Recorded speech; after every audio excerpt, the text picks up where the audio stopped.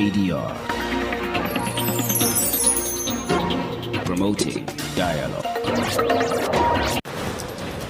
It's midday in Dakar. Good afternoon and many thanks for tuning into West Africa Democracy Radio, broadcasting on 94.9 FM. This is Newslink and here are the top stories. A Dakar court sentences opposition leader Ousmane Sonko to 2 years in prison in his latest legal battle. Nigeria's umbrella labor union threatens total shutdown of the nation's economy over fuel subsidy removal. Nearly 80 illegal miners in Ghana surrendered to police after invading a gold mining site. As I speak with you, 87 had come out about an hour ago and they were given to the police. Their statements were taken. Some were granted bail yesterday before I left the scene. A new report says tobacco cultivation threatens food security in Africa as farmers grow less alternative crops. Stay with us for details of these stories and more. Here is James Adjapong with Newslink.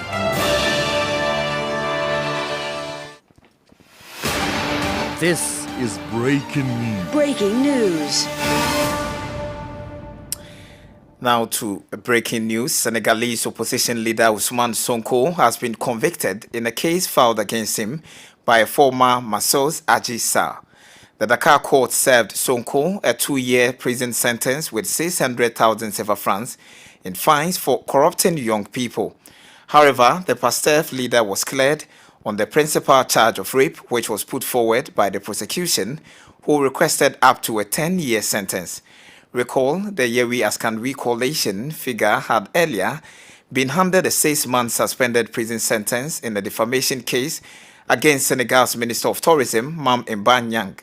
These convictions are a major challenge to Sonko's candidature in Senegal's presidential vote in 2024, as the electorate automatically disqualifies a candidate who has up to 6 months prison sentence before the polls.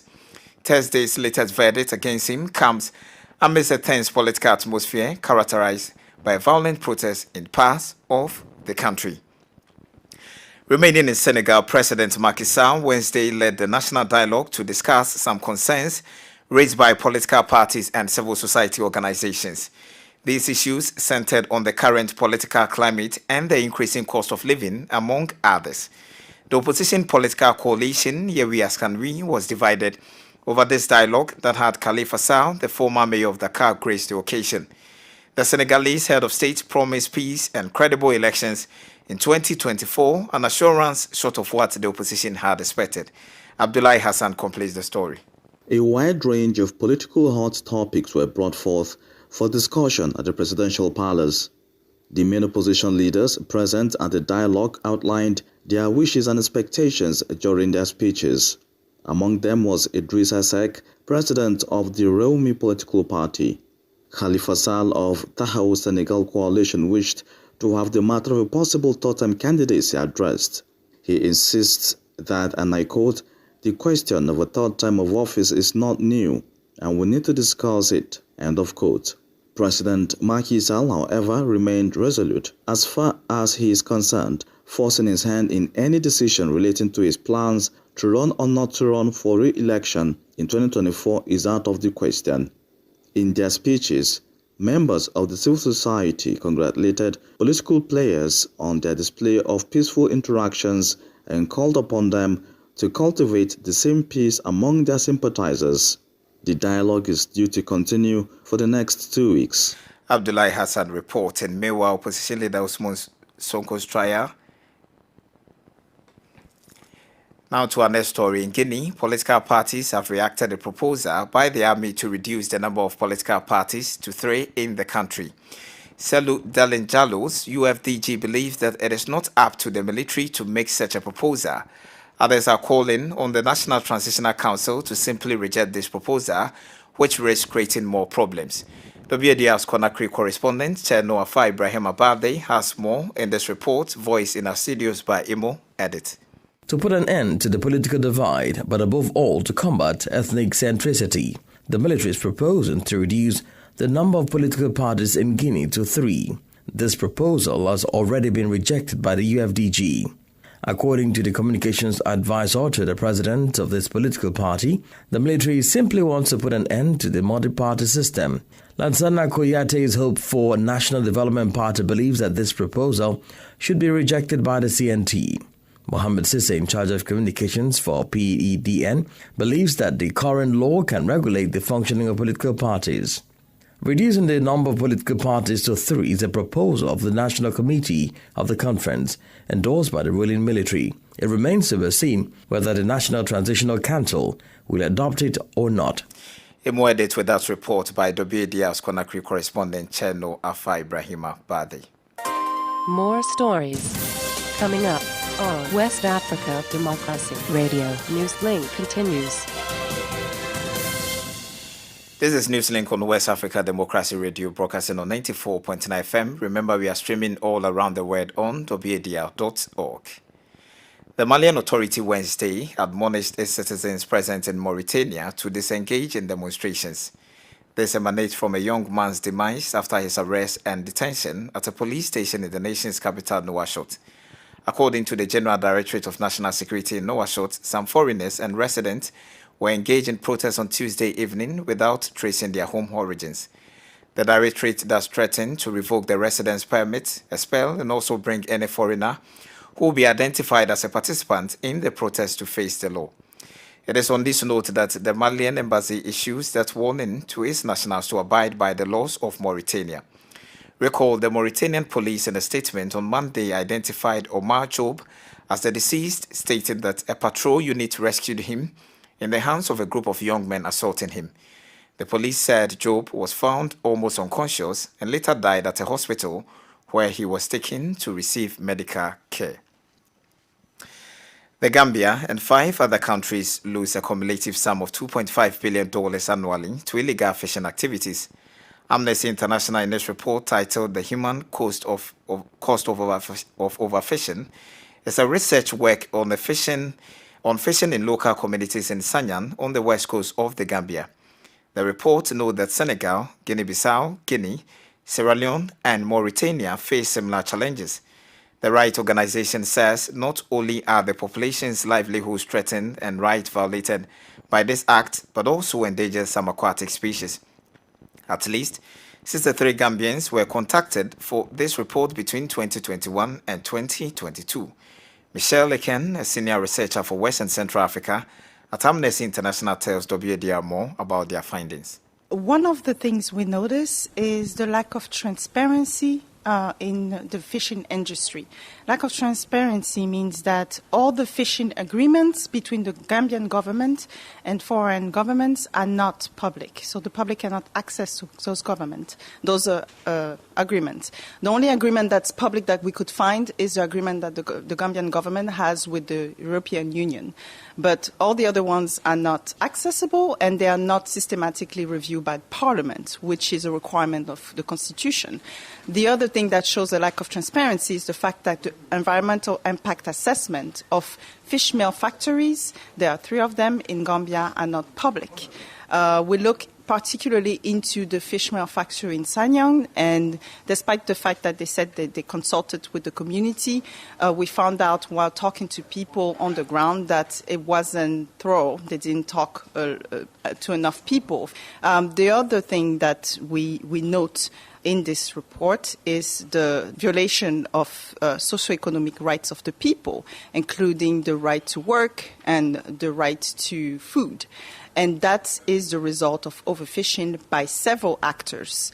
We also look into the environmental impact of all those fishing actors. Now, is the Gambian government alone to be blamed for what is happening? Because you did mention the issues of agreements that have been signed but not transparent enough. We've also read reports that Chinese fish companies navigate these waters and fish on these waters. Is there a power play somewhere in between? It's not just the Gambian government to blame. And that's why in the campaign, it's actually a global campaign. We target all actors that contribute to overfishing. What we're asking the Gambian government is, first of all, to be transparent. We need to know what's going on, what are the different agreements, and second, to put enough resources to catch people fishing illegally. So that means giving enough resources to the Navy, to have enough trained staff, to have enough tools, monitoring tools, to catch those people so they cannot go on and fish illegally.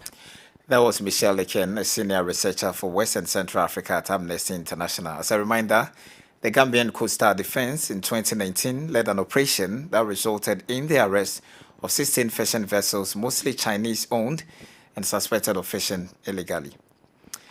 Anglo Gold Ashanti, a gold mining giant in Ghana, says 79 of the illegal miners who invaded the Obuasi gold mine in the Ashanti region of Ghana have given themselves up for arrest. For a distressing period of 4 days, a group of miners who had ventured into the mine in search of gold deposits remained trapped without access to food or water.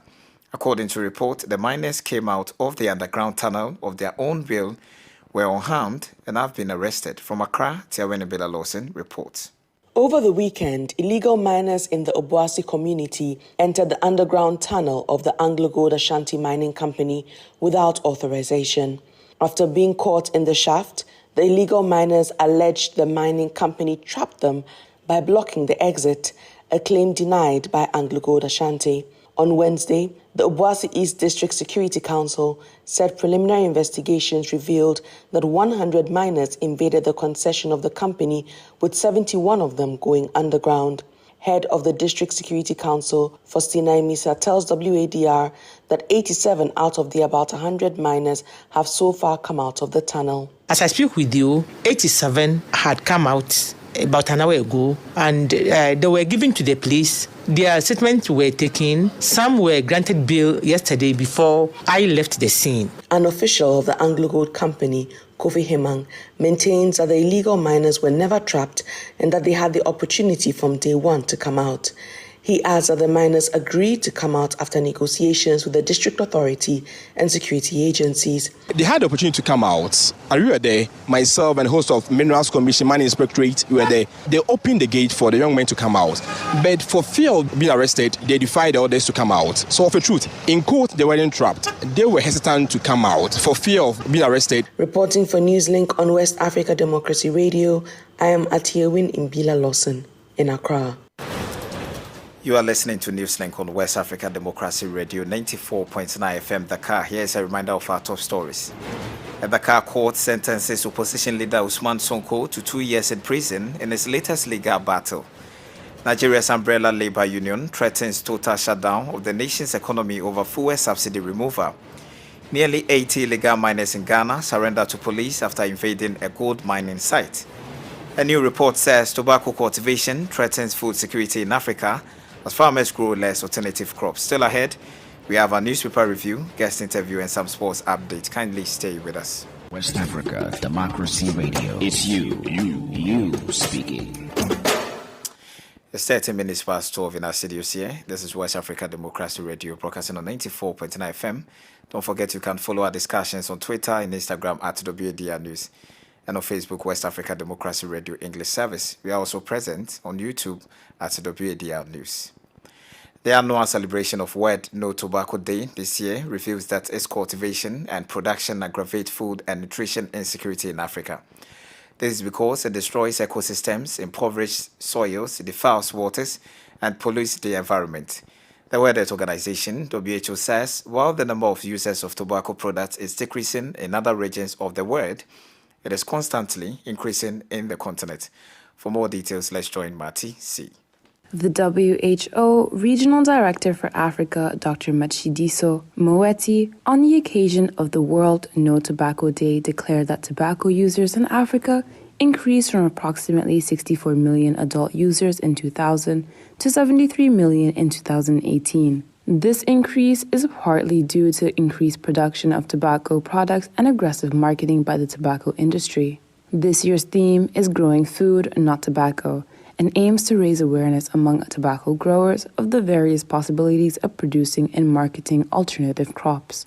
Moeti stated that the theme also aims to expose the processes put in place by the tobacco industry to hinder initiatives to substitute tobacco cultivation with sustainable crops. Of the approximately 828 million hungry people in the world, 278 million live in Africa, a continent where 57.9% of the population is exposed to moderate to severe food insecurity. The intensification of tobacco cultivation in Africa is a serious threat to regional food and nutrition security. Together with member states and other partners, WHO said it will help farmers switch from growing tobacco to other crops, an initiative that was flagged in Kenya 2 years ago and has enabled more than 2,000 tobacco farmers to make that switch.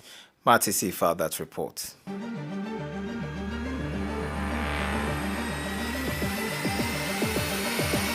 This is the newspaper review. Stay on top of the news. Get the most important stories with added insight and concise review. This is the newspaper review. Up next, we have our press stories from Ghana with WADR Satiawini Bella Lawson in Accra. Hello and welcome to the newspaper review. Let's bring you the very latest in terms of the headlines in the major dailies in Accra today. We start with the Daily Graphic newspaper. The screaming headline, Promoting Responsible Fishing, Protection of Ocean Vital, President Akufo-Addo asserts at Blue Economy Summit. Then we have a banner headline here, Asin North by-election slated for June 27. Some other banner headline, Komfanochi Teaching Hospital suspends 2 doctors for extortion, and Daniel Domolovo's leave unconstitutional according to the Supreme Court. Let's go to the Daily Guide newspaper. The screaming headline, NDC's Quayson faces 10 years for perjury.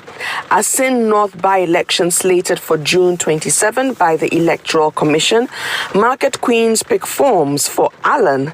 That would be Alan Kojo Chairman Tinky is hoping to be the flag bearer for the governing New Patriotic Party for the 2024 general election. Now let's bring you a story from the Daily Searchlight newspaper. I picked this particular one because of the screaming headline, Ama Ata Edu, a heroine goes home. As we do know, the renowned Ghanaian writer Ama Ata Edu passed away yesterday. Then the banner headlines, Market Queens pick forms for Alan, believe he is capable of breaking the 8 for the New Patriotic Party. And we have some other banner headlines. Let's work together for peace in Boku, according to Vice President Dr. Mahmoud Baumia. And Ninoy Norte shakes Klote Koli constituency with donations. Let's now go to the New Crusading Guide newspaper. This is the screaming headline. Market Queens pick forms for Alan, believe he's capable of breaking the 8 for the New Patriotic Party. Ninoy Norte shakes Klote Koli constituency with donations. And Ada Chiefs warn politicians to stay off Songo. We'll wrap this up by looking at the headlines. In the Business Analyst newspaper, the screaming headline, SIM card re-registration, there will be no extension according to the National Communications Authority.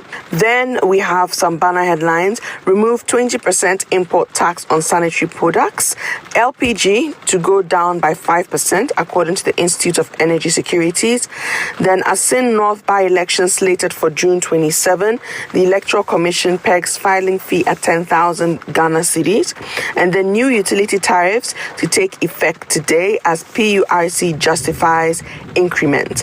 Those are the headlines in the Business Analyst newspaper. Wrapping up our newspaper review for today, my name is Atiewin Imbila Lawson. Back to you in the studio. Politics, analysis on major news, social matters, and all. This is A Guest. The Senegalese president on Monday launched the National Dialogue, which aims to address several issues and concerns raised by political groups and civil society organizations, especially in the build-up to the 2024 presidential elections. President Macky Sall, in his opening speech, touched on some subjects to be discussed while calling on stakeholders to always put the nation's interests first and remain patriotic. The Senegalese head of state also promised peace and credible elections in 2024, an assurance short of what the opposition had expected. In this interview, our guest Ibrahim Akan, a governance expert, highlights issues surrounding the tense political climate based on the request by opposition leaders attending the 2 weeks dialogue.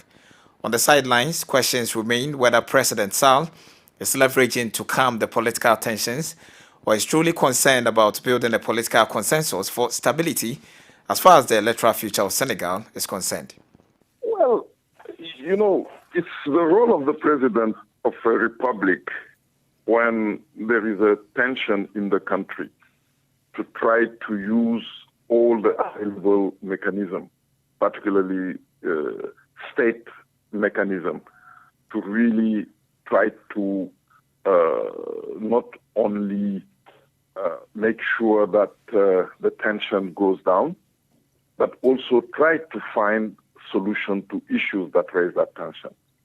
I think what he tried to do yesterday was a kind of exercise that is normal in a democratic society, in a country where people want to make sure that at least on key issues regarding the future of the country, regarding the stability of the country, there is a kind of consensus among the different actors. So I think what he tried to do is a normal thing in a democratic system. But, we are, the context also really important to take into consideration. This dialogue is not happening in normal situation.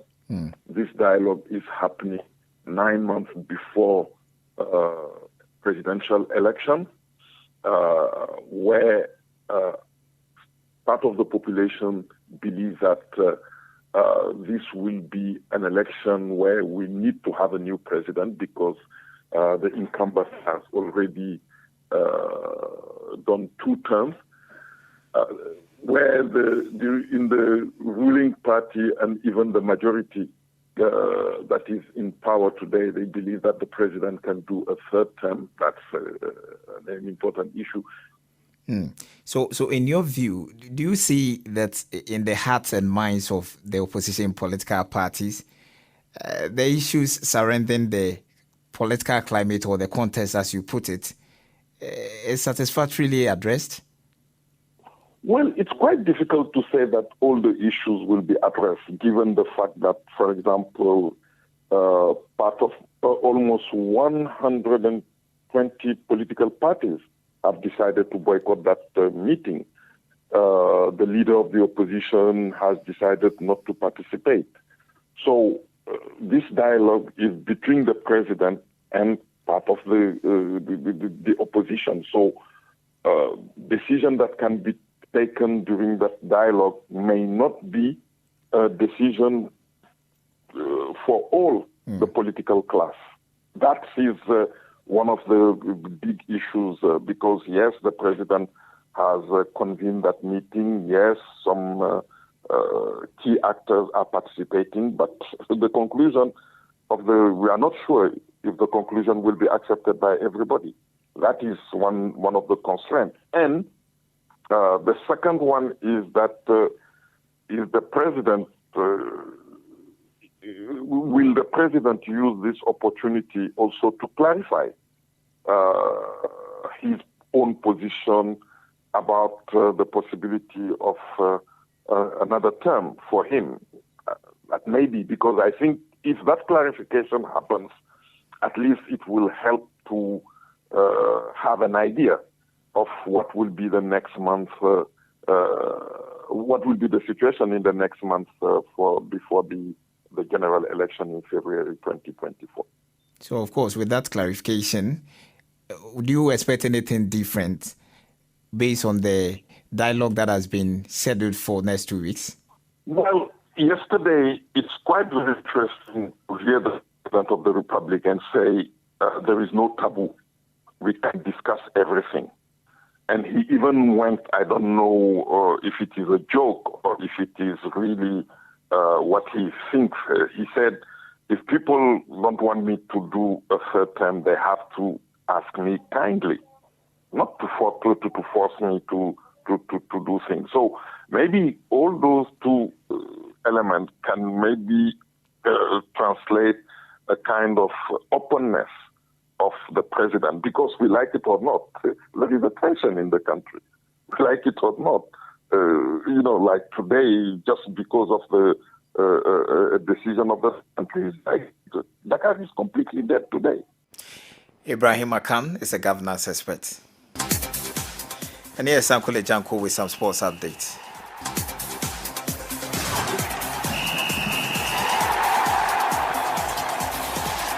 Hello there, a warm welcome and thank you for joining us. Nigeria's Flying Eagles have secured a place in the quarterfinals of the FIFA Under-20 World Cup after beating host Argentina 2-0 at the Estadio San Juan on Wednesday night. The West African Giants booked a ticket to the last 8 thanks to second-half goals from Ibrahim Muhammad and Halilu Saki.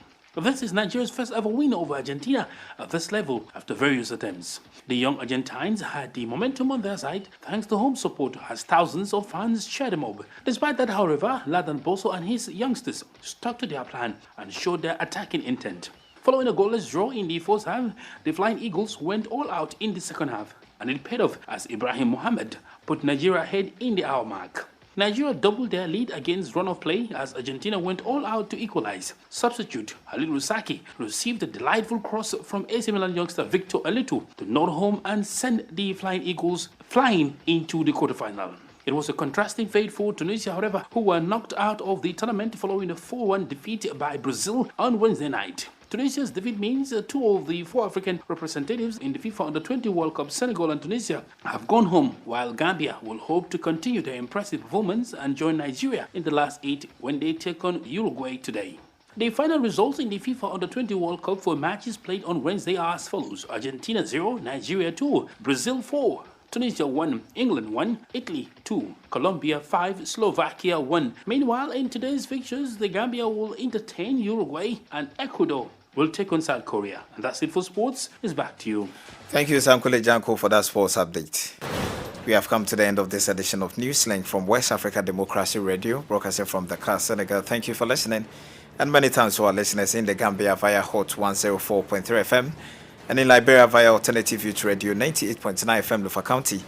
And in Ghana on Royals FM 104.7 Wenchi. Nyas Belimu has been exceptional on the console. Many thanks to Mustafa Sek for our Facebook live coverage. Do interact with us via social media platforms on Twitter, Instagram at WADR News, and on Facebook West Africa Democracy Radio English Service. Coming up at the bottom of the hour is a rebroadcast of our Enviroscope program with Abdullahi Hassan.